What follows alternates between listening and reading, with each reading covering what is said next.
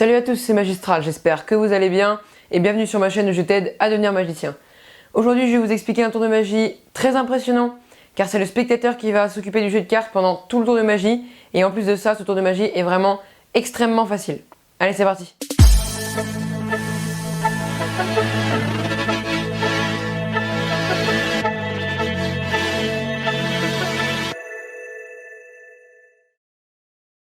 Alors pour ce tour de magie j'ai besoin d'un jeu de cartes, toutes les cartes sont différentes bien sûr, comme ceci. Et je vais demander à un spectateur de me dire stop quand il veut. Donc imaginons qu'il me dit stop ici, il prend sa carte, il la regarde. Et une fois que c'est fait, je vais tout simplement venir la placer sur le dessus et je vais désormais donner le jeu de cartes au spectateur. Il va pouvoir couper le jeu de cartes, comme ceci. Ensuite, je vais lui demander de retourner le jeu et de continuer à couper. Donc, il coupe le jeu de cartes, comme ceci. Hop, il continue à couper, comme ceci. Et je vais lui demander, par exemple, de s'arrêter ici. Donc là, la carte du spectateur est totalement perdue dans le jeu. Et pourtant, ici, on est tombé sur un 3. Et si on compte la troisième carte en partant du dessus, donc 1, 2, et donc la troisième carte est tout simplement la carte du spectateur. Alors ce tour de magie est une variante d'un tour de magie que j'avais déjà expliqué sur ma chaîne. Si vous ne l'avez pas vu, vous pouvez aller la voir en cliquant sur le petit i en haut à droite de l'écran. Et donc pour ce tour de magie, vous avez besoin d'une préparation. Donc vous allez devoir prendre toutes les cartes d'un signe.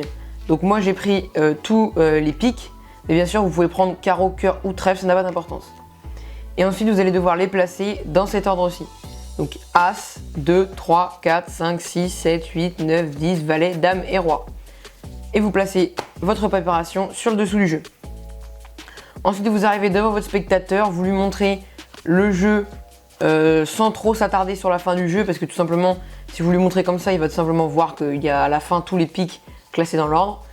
Et ensuite, vous lui demandez de choisir une carte. Donc je vous conseille de faire défiler des cartes comme ceci, car sinon, en fait, il ne faut pas que le spectateur prenne une carte de la préparation.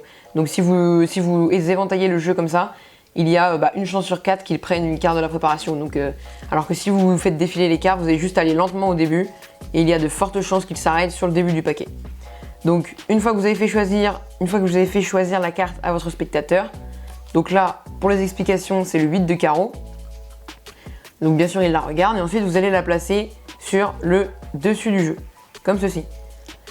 Et une fois que ça c'est fait, vous allez faire tout simplement comme dans la démonstration. Donc vous donnez le jeu de cartes au spectateur, il coupe comme ceci le jeu, ensuite il retourne le jeu de cartes et il continue à couper.